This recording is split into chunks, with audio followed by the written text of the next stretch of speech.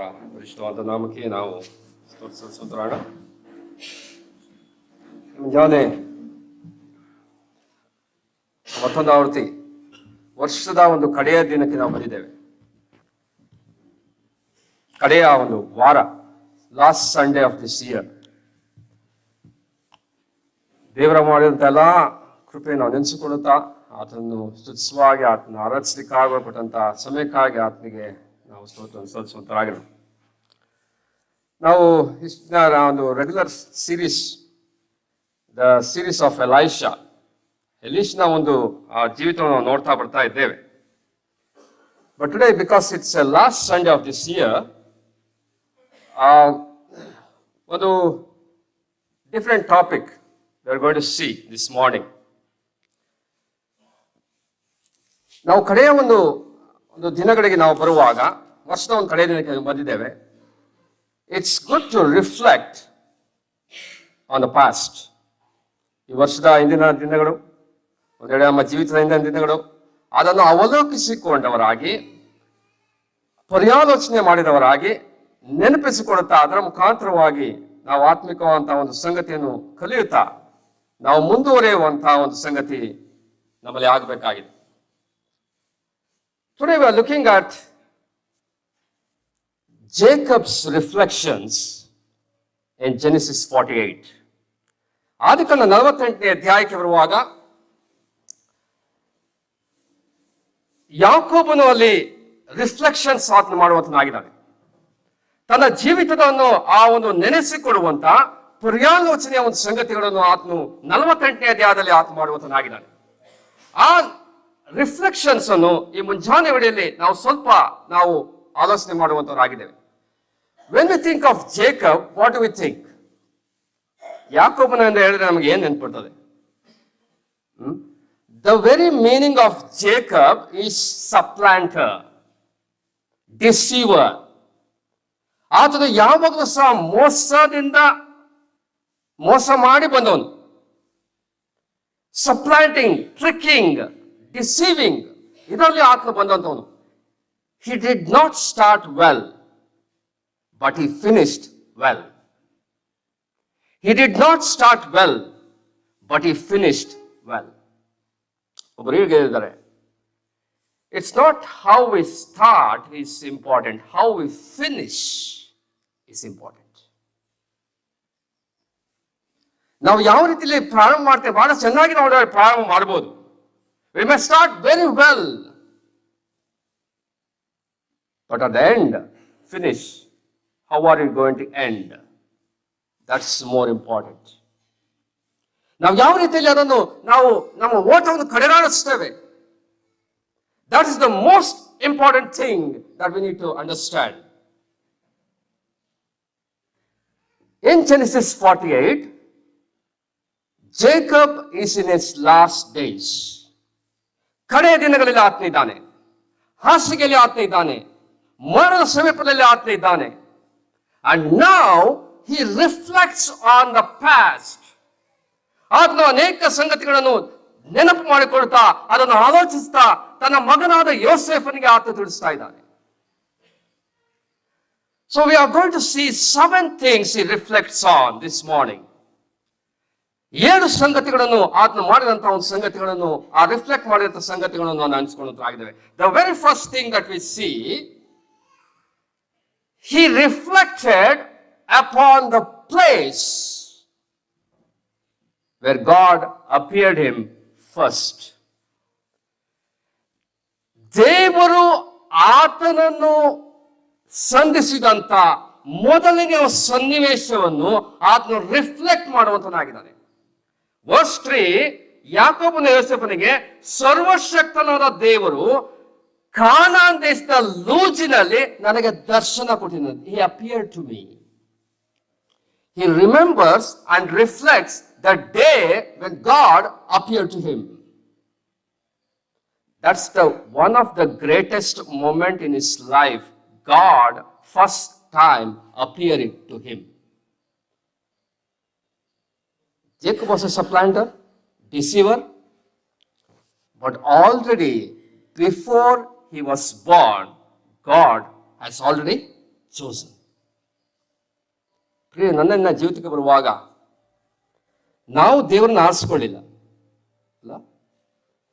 God chose us even before the foundations of the world. ನಮ್ಮನ್ನು ಅನಾದಿ ಕಾಲದಲ್ಲಿಯೇ ಜಗತ್ಪತಿಗೆ ಮೊದಲೇ ಆತ್ಮ ನಮ್ಮನ್ನು ಆರಿಸಿಕೊಂಡಿದ್ದಾನೆ. He chose us. Then only we came to know Christ as our Savior.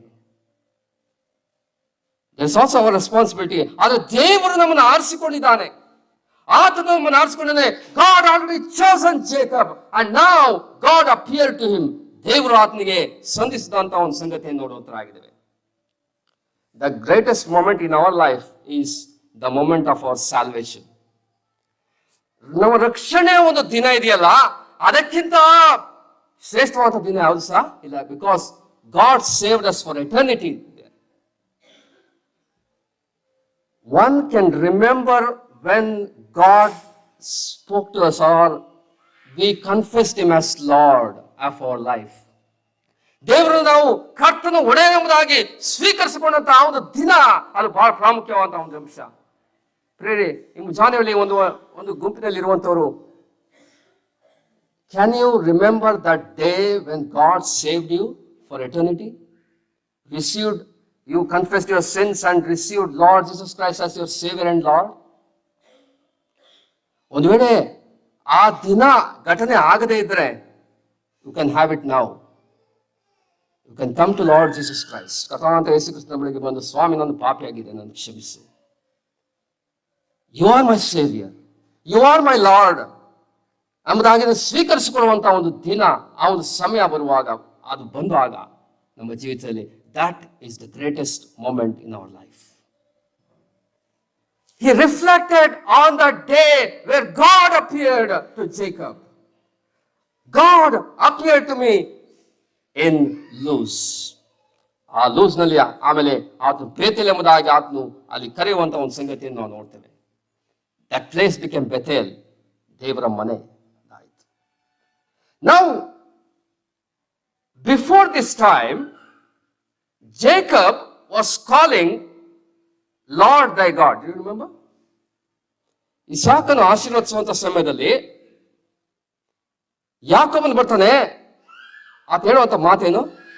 The lord ದೈ god, ನಿನ್ನ ದೇವರಾದ ಯೆಹೋವನು ನನಗೆ ಹಾಡನ್ನು ಬರಮಾಡು, ನಿನ್ನ ದೇವರು. After this incident, he says in the later stages, my God of Israel. He had a relationship now. ಪ್ರೇರೆ, ಕ್ರಿಸ್ತ ಕುಟುಂಬದಲ್ಲಿ ಹುಟ್ಟಿದ ತಕ್ಷಣ ಯಾರು ಸಹ ಕ್ರೈಸ್ತರು ಆಗುವುದಿಲ್ಲ. ಕ್ರಿಸ್ತನ್ ಆ ನಿಜವಾದಂತಹ ಒಂದು ನಂಬಿಕೆ, personal experience with Lord Jesus Christ, to receive him into our life, that makes us saved. ಅದು ತಾನೇ ರಕ್ಷಣೆ ಹೊಂದಿದವರು ಎಂಬಂತಹ ರೀತಿಯಲ್ಲಿ ಆ personal experience. One has to have that experience in life. ಈಗ ಇಲ್ಲಿ ಕೊನೆಯ ದಿನಗಳಿಗೆ ಬರುವಾಗ ಆತ ಹೇಳ್ತಾ ಇದ್ದಾನೆ, El Shaddai is not just God. ಯಾರಂತೆ? ಸರ್ವಶಕ್ತನಾದ ದೇವರು. Is El Shaddai, is omnipotent God. By all the experiences of his life, he can say that he is the omnipotent God. He grew in the knowledge of God. ಸಹೋದರ ಪ್ರಾರ್ಥನೆ ಮಾಡ್ತಾ ಹೇಳ್ತಾ ಇದ್ರು, ನಾವು ದಿನಕ್ಕೆ ಬದಲಾವಣೆಯನ್ನು ಹೊಂದುತ್ತಾರೆ. We have to grow in the grace and knowledge of Lord Jesus Christ every day of our life. He grew in the knowledge of God, and he's saying, the God who appeared to me is El Shaddai. ಎರಡನೇದಾಗಿ ಆತ ನೋಡುವಾಗ, he reflects on the promises of God. ದೇವರ ವಾಗ್ದಾನದ ಕುರಿತಾಗಿ ಆತ ತಿಳಿಸ್ತಾ ಇದ್ದಾನೆ. ಅದೇ 4ನೇ ವಚನದಲ್ಲಿ he tells about the promises of God. ದೇವರ ವಾಗ್ದಾನದ ಕುರಿತಾಗಿ ಆತನು ತಿಳಿಸ್ತಾ ಇದ್ದಾನೆ. ನೀವು 28ನೇ ಅಧ್ಯಾಯ ಜೆನೆಸಿಸ್ ಚಾಪ್ಟರ್ 28 ಓದುವಾಗ ನಮಗೆ ಸಮಯ ಇಲ್ಲ, ನೀವು ಅದನ್ನು ಓದುವಾಗ ನಿಮಗೆ ಗೊತ್ತಾಗ್ತದೆ. God said, I will keep thee, I will be with you, I will bring you back, I will ಎಂಬುದಾಗಿ ದೇವರಲ್ಲಿ ವಾಗ್ದಾನ ಮಾಡುವಂತ ಸಂಗತಿಯನ್ನು ನೋಡ್ತೇವೆ. Even in verse 4 we see the everlasting possession. Morning in the worship time, we saw that everlasting covenant. Everlasting possession. ದೇವರು ನಮಗೆ ಕೊಟ್ಟಿರುವಂತಹ position ಯಾವುದು? First Peter chapter 1 verse 4, inheritance of haven. ದೇವರು ನಮಗೆ ಎಟರ್ನಲ್ ಆಗಿ ಇನ್ಹೆರಿಟೆನ್ಸ್ ಕೊಟ್ಟಿದ್ದಾನೆ. ಆ ಬಾಧ್ಯತೆಯನ್ನು ಆತ ಕೊಟ್ಟಿದ್ದಾನೆ. ಪರಲೋಕದ ಒಂದು ಬಾಧ್ಯತೆಯನ್ನು ಆತ ಕೊಟ್ಟಿದ್ದಾನೆ. He said to us in Hebrews chapter 13, I will never leave you nor forsake you. Think on the promises of God. Reflect on the promises of God.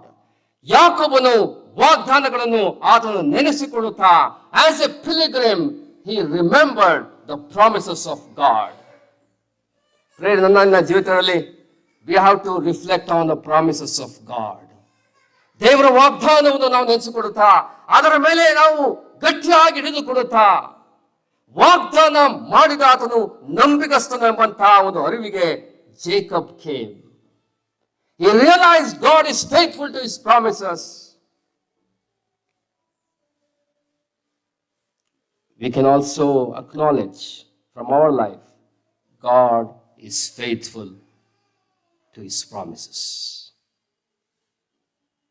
ವಾಗ್ದಾನ ಮಾಡಿದಾತನು ನಂಬಿಗಸ್ತನು, ತನ್ನ ಕಾರ್ಯವನ್ನು ಸಾಧಿಸುವ. He is the God who is faithful. ಆತನು ವಾಗ್ದಾನಗಳಿಗೆ ಆತ ನಂಬಿಗಸ್ತನು, ಆತನಾಗಿದ್ದಾನೆ ಎಂಬಂತ ಒಂದು ಸಂಗತಿಯನ್ನು ನೋಡ್ತೇವೆ. ಮೂರನೇದಾಗಿ ನಾವು ಬರುವಾಗ he reflects on the perfect ways of God. ಅಲ್ಲಿ ನಾವು ನೋಡ್ತೇವೆ verse 7, there's a saddest moment in his life. Very first time he reflected on the greatest moment of his life. Now he is coming to the saddest moment of his life. ಎಷ್ಟೋ ವರ್ಷಗಳು ದಾಟಿದೆ. ಈಗ ಆತನು ರಾಹೇಲನು ಸತ್ತು ಹೋದಂತಹ ಒಂದು ಸಮಯವನ್ನು ನೆನೆಸ್ಕೊಳ್ತಾ ಇದ್ದಾನೆ. Who is Rachel? Jacob's love of his life. ರಾಹೇಲನನ್ನು ಪ್ರೀತಿ ಮಾಡಿದ ಹಾಗೆ ಯಾರನ್ನು ಸಹ ಆತನು ಪ್ರೀತಿ ಮಾಡಲೇ. ಅಂಥ ಪ್ರೀತಿ 20 years he has served just for Rachel. 7 years ಮಾಡ್ದ, 7 years ತಿರ್ಗಾ ಮಾಡ್ದ, ಆಮೇಲೆ ತಿರ್ಗಾ 6 years ಆತನು ತಿರ್ಗಾ ಮಾಡ್ತಾನೆ ಬಿಕಾಸ್ ಆಫ್ ರೈಚಲ್. 20 ವರ್ಷಗಳು ಆತನು ಸೇವೆ ಮಾಡಿದ್ದಾನೆ. ಯಾತಕ್ಕೆ ಸಲುವಾಗಿ? To get Rachel. He loved Rachel so much. Now, the saddest moment of his life, Rachel is gone. ಎಂತ ಒಂದು ದುಃಖ ಸನ್ನಿವೇಶ ಅಲ್ಲ. ನಮ್ಮ ಪ್ರಿಯರನ್ನು ನಾವು ಕಳಕೊಳ್ಳುವಾಗ ಆಗುವಂತ ದುಃಖ, it's unimaginable sometimes. But here is Jacob, at that moment ಅಲ್ಲಿ ಆದಂತ ಒಂದು ಸನ್ನಿವೇಶ ನೆನೆಸ್ಕೊಳ್ತಾ ಇದ್ದಾನೆ. He set up a pillar there.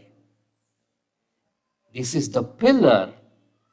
Now he has to leave all his earthly hope.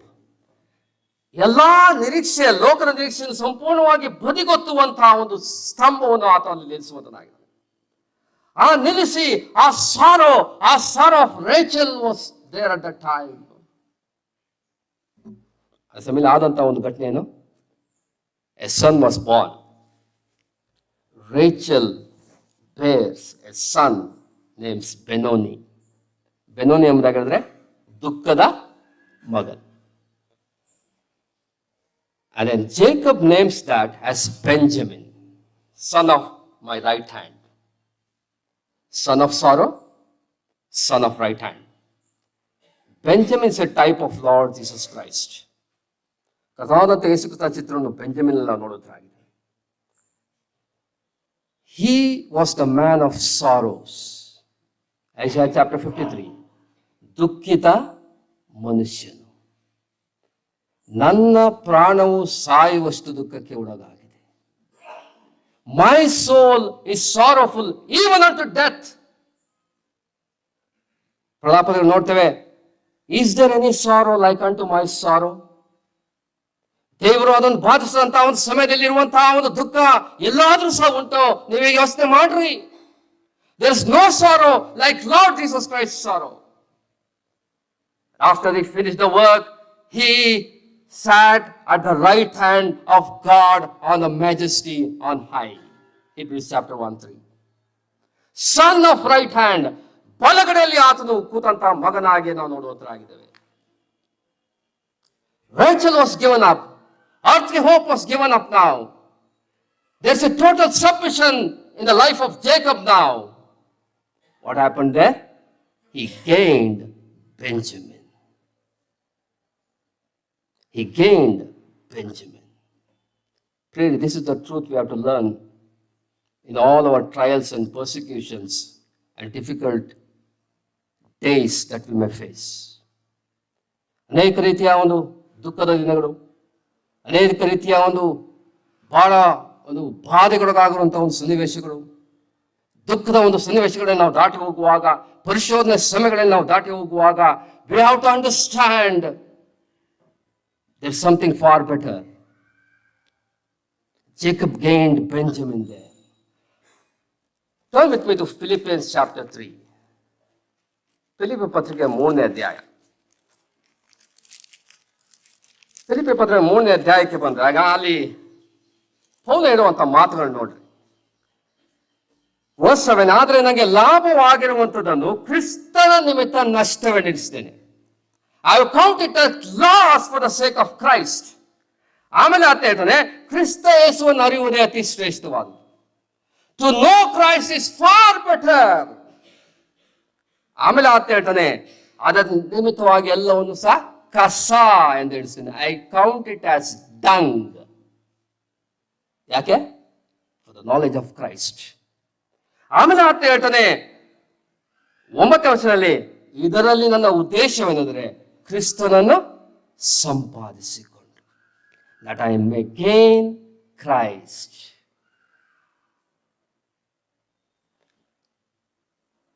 No matter what happens in our life,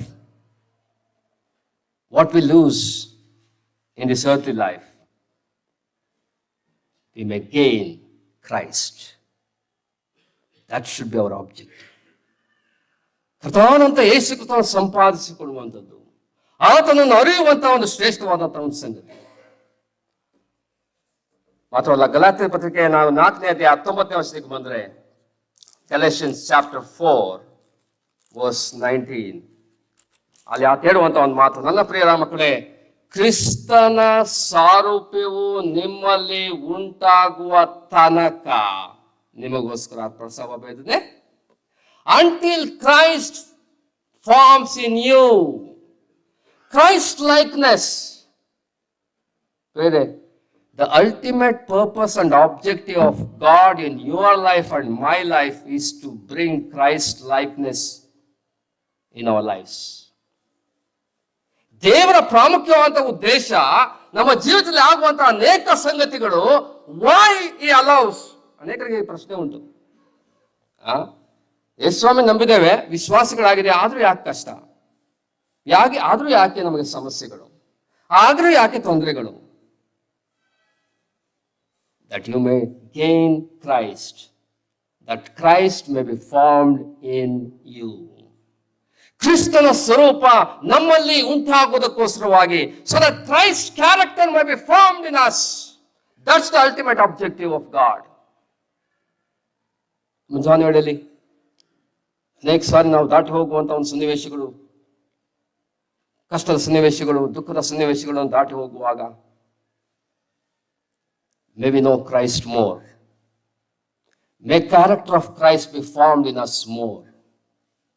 May we gain Christ more in our lives.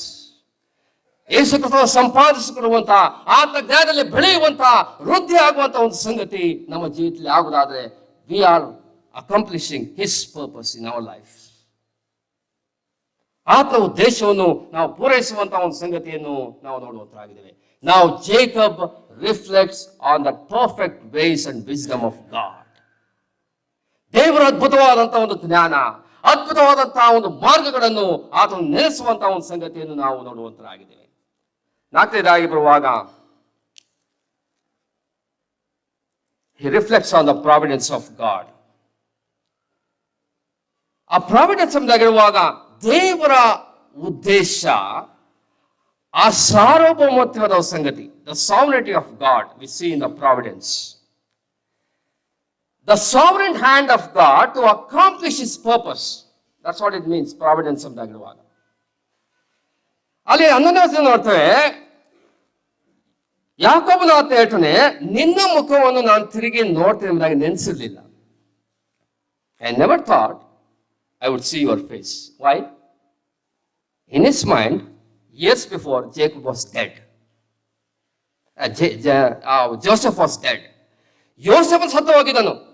ಅವನು ನೀನು ಕಾಣೋದೇ ಇಲ್ಲ ಎಂಬುದಾಗಿ ಅಂದ್ಕೊಂಡಿದ್ದಾನೆ. ಈಗ ಯೋಸೇಫನು ಅತ್ಯುನ್ನತ ಸ್ಥಾನದಲ್ಲಿ ಆತ ಇದ್ದಾನೆ. ಮಾತ್ರವಲ್ಲ, ಈಗ he is seeing face to face. Unimaginable things has happened in his life. ಪ್ರಿಯರೇ, ನಾವು ಬೇಡುವುದಕ್ಕಿಂತಲೂ ಯೋಚಿಸುವುದಕ್ಕಿಂತಲೂ ಮಿಗಿಲಾಗಿ ಕೊಡುವಂತ ದೇವರ ಆತ್ಮನಾಗಿದ್ದಾನೆ. He is the God of impossibilities. Jacob learned that God is the God of impossibilities. He is the God of wonders. He is the God who can do all things according to his sovereignty. ಆತ ಸಾರ್ವಭೌಮತ್ವದ ಮೇಲೆ ಆತ ಅದ್ಭುತವಾದ ರೀತಿಯಲ್ಲಿ ಮಾಡುವಂತಹ ಕಾರ್ಯಗಳನ್ನು ನೆರವೇರಿಸುವಂತ ಕರ್ತನಾಗಿದ್ದಾನೆ ಎಂಬುದಾಗಿ ಆತ ತಿಳ್ಕೊಂಡಿದ್ದಾನೆ. He reflected on the providence of God. ನನ್ನ ಜೀವಿತದಲ್ಲಿ ಅನೇಕ ಸಂಗತಿಗಳನ್ನು ದಾಟಿ ಹೋಗುವಾಗ God is working out his purposes in the background. ಆತನು ತೆರೆಯ ಮರೆಯಲ್ಲಿ ಆತ ತನ್ನ ಕಾರ್ಯಗಳನ್ನು ಆತ ಮಾಡ್ತಾ ಇದ್ದಾನೆ. It's a sovereignty of God. That's why Romans chapter 8:28 ನಾವು ನೋಡ್ತೇವೆ, all things work together for good to those who love God and are called according to his purpose. ಆತನು ಪ್ರೀತಿಸುವುದಕ್ಕಾಗಿ, ಕರೆಯಲ್ಪಟ್ಟವರಕ್ಕಾಗಿ ಎಲ್ಲಾ ಕಾರ್ಯಗಳು ಅನುಕೂಲ ಆಗ್ತದೆ. Jacob saw that and he reflected on Joseph. ಜೋಸೆಫ್ನ ನೋಡುವಾಗ ನಾನು ನಿನ್ನನ್ನು ನೋಡ್ತೇನೆ ಎಂಬುದಾಗಿ ಎಂದಿಗೂ ಸಹ ನೆನೆಸ್ಕೊಂಡೆ. ಆದರೆ ನಾನು ಈಗ ನೋಡಿದೆ ಎಂಬುದಾಗಿ ಆತ ಹೇಳುವಂತಹ ಒಂದು ಸಂಗತಿಯನ್ನು ನಾವು ನೋಡುವಂತರಾಗಿದ್ದೇವೆ. 5ನೇದಾಗಿ ಬರುವಾಗ he reflected on the pattern of life before God. ಅಲ್ಲಿ ನಾವು ನೋಡ್ತೇವೆ, 15ನೇ ವಚನಕ್ಕೆ ಬರುವಾಗ ನಾವು ನೋಡ್ತೇವೆ, ಅಲ್ಲಿ ನನ್ನ ಪಿತೃಗಳಾದ ಅಬ್ರಹಾಮ್ ಮತ್ತು ಇಸಾಕ್ ಎಂಬುದಾಗಿ ಆತ ತಿಳಿಸ್ತಾನೆ. ನನ್ನ ಪಿತೃಗಳ ಅಬ್ರಹಾಮ್ ಇಸಾಕ್ ಯಾವ ರೀತಿ ಅಂತೆ, ದೇ ವಾಕ್ಡ್ ಬಿಫೋರ್ ಗಾಡ್. ಅದನ್ನ ಆತ ಹೇಳ್ತಾ ಇದ್ದಾನೆ.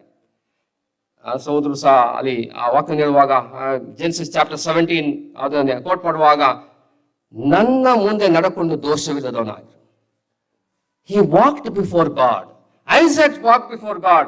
ಈಗ ಯಾಕೋಬನು ತಿಳಿಸ್ತಾ ಇದ್ದಾನೆ, ನನ್ನ ಪಿತೃಗಳು ನಡೆದಂತ ರೀತಿ. ವಾಕಿಂಗ್ ಬಿಫೋರ್ ಗಾಡ್ ಎಂಬುದಾಗಿ ಹೇಳಿದ್ರೆ ಅರ್ಥ ಇದೆ. ಈ ವಾಕಿಂಗ್ ಬಿಫೋರ್ ಗಾಡ್ ಎಂಬುದಾಗಿ ಹೇಳಿದ್ರೆ, to have the awareness of his presence in every thought, in every deed, every word we speak. That is the meaning of walking before God. Honest and sincere before God. That's what it means. ದೇವರ ಮುಂದೆ ನಾವು ಯಥಾರ್ಥವಾಗಿ ನಾವು ಜೀವಿಸುವಂಥದ್ದು, ಆತನ ಒಂದು ಪ್ರಸನ್ನತೆಯ ಇರುವಿಕೆಯಿಂದ ನಾವು ಜೀವಿಸುವಂಥದ್ದು. ಆ ರೀತಿಯಲ್ಲಿ ನಾವು ಜೀವಿಸುವಾಗ we are walking before God and be blameless ಎಂಬುದಾಗಿ ಆತ ತಿಳಿಸಿ. ನಾಟ್ ಸಿನ್ಲೆಸ್, ನಾವು ಪಾಪ ರಹಿತರಲ್ಲ, ಆದ್ರೆ ದೋಷವಿಲ್ಲದವನಾಗಿರುವುದಾಗಿ ಆತ ತಿಳಿಸ್ತಾನೆ. We need to walk before God. Now he is reflecting on the pattern before God and is commending to next generation. ಆ blessing ಆತ ಹೇಳ್ತಾ ಇರೋದು, ಮನಸ್ಸೆ ಮತ್ತು ಇಫ್ರಾಯೀಮನನ್ನು ಆಶೀರ್ವದಿಸ್ತಾ ಇರುವಾಗ ಈ ಒಂದು ಸಂಗತಿಗಳನ್ನು ಆತ ತಿಳಿಸ್ತಾ ಇದ್ದಾನೆ. He is commending their walk before God and now he says, I am also will be named among them. 16ನೇ ವಚನ, my name shall also be named among them. ನಾನು ಸಹ ನಡೀತಾ ಇದ್ದೇನೆ. He is passing on that heritage to the next generation. Do you know what is the most important thing that we can give our children and grandchildren in this life? Not the college education, not the earthly inheritance, but when he can pass the most important thing, the godly heritage. ಆ ಒಂದು ದೈವಭಕ್ತಿಯ ಒಂದು ಜೀವಿತ, ಆ ಒಂದು ಆಸ್ತಿ ನಾವು ನಮ್ಮ ಮಕ್ಕಳಿಗೆ ನಾವು ಪಾಸ್ ಆನ್ ಮಾಡುವಂತರಾಗಿರ್ಬೇಕು. Passing on the godly heritage to our children and grandchildren is the most important thing in parents' lives. ಆದರೆ ನಮ್ಮ ಜೀವಿತಗಳ ನೆಕ್ಸ್ಟ್ ಸಾರಿ we give importance to earthly things, earthly job, earthly lifestyles. ಪ್ರಿಯರೇ, ಆದರೆ ಯಾಕೋಬನು ತನ್ನ ಪಡೆಯ ದಿನಗಳಲ್ಲಿ ಮಾಡಿದಂಥ ಒಂದು ಸಂಗತಿ, he reflected on that life they lived, that he lived, and he is passing on to next generation. He is commending to the next generation. ಮುಂದಿನ ಪೀಳಿಗೆಗೆ ಆತನು ತಿಳಿಸಿಕೊಡುವಂತಹ ಒಂದು ಸಂಗತಿಯನ್ನು ನಾವು ನೋಡುವಂತಾಗಿದೆ. He is the God of Abraham, the permanence of God. He reflects on the permanence of God. ಪಿತೃಗಳ ದೇವರ ಆತನಾಗಿದ್ದಾನೆ. God of Abraham, God of Isaac, God of Jacob. As God of Abraham, he was a God of revelation. As a God of Abraham, as a God of Isaac, he is a God of resurrection. ಪುನರುತ್ಥಾನದ ದೇವರು. As a God of Jacob, he is a God of restoration. ಪುನಃಸ್ಥಾಪಿಸುವಂತ ದೇವರು. ಅದನ್ನು ಆತನು ಅಲ್ಲಿ ತಿಳಿಸುವಂತಹ ಒಂದು ಸಂಗತಿಯನ್ನು ನಾವು ನೋಡುವಂತರಾಗಿದ್ದೇವೆ. ಆರನೇದಾಗಿ ಬರುವಾಗ, he reflects on the provision of God. 15ನೇ ವರ್ಷಕ್ಕೆ ಬರುವಾಗ ನೋಡ್ತೇವೆ, the God which fed. ನನ್ನನ್ನು ಪರಾಮರಿಸಿದಂತ ದೇವರು ಎಂಬುದಾಗಿ ಆತ ಹೇಳ್ತಾನೆ. ಪರಾಮರಿಸಿದಂತ ದೇವರು ಎಂಬುದಾಗಿ, the word shepherd is used there. The same word in Psalms 23 and other places, the shepherd. The God which fed ಎಂಬುದಾಗಿ ಹೇಳುವಾಗ, he is reflecting on the shepherd nature of God. He is the one who feeds me. ಆತನು ಅವನಿಗೆ ಸಾಕುವಂತವನಾಗಿದ್ದಾನೆ. Our Lord Jesus Christ is our shepherd. ನಾವು 1 ಪೇತ್ರನ ಪತ್ರಿಕೆ 2:25 ನಮ್ಮ ಆತ್ಮಗಳನ್ನು ಕಾಯುವಂತಹ ಕುರುಬನು ಆತನಾಗಿದ್ದಾನೆ. ಅವನ ಬಳಿಗೆ ನೀವು ಬಂದಿದ್ದೀರಿ. ನಮ್ಮ ಆತ್ಮಗಳನ್ನು ಕಾಯುವಂತವನು ಯಾರು? ಆತನೇ. David says, the Lord is my shepherd, I shall not want.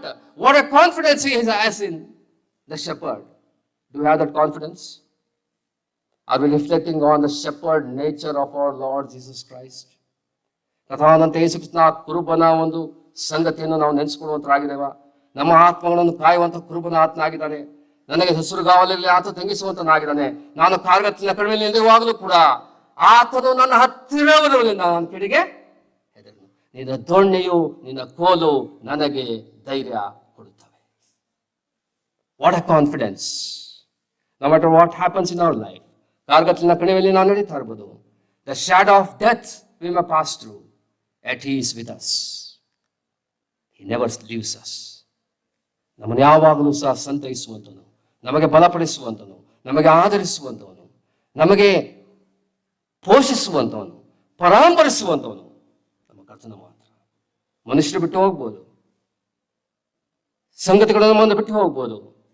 We may live things, people may leave us, but God never leaves us. He always comforts us and protects us. ನಮ್ಮನ್ನು ಆತನು shepherd ರೀತಿಯಲ್ಲಿ, ಕುರುಬನ ರೀತಿಯಲ್ಲಿ ಆತನು ಕಾಯುವಂತನು ಆತನಾಗಿದ್ದಾನೆ.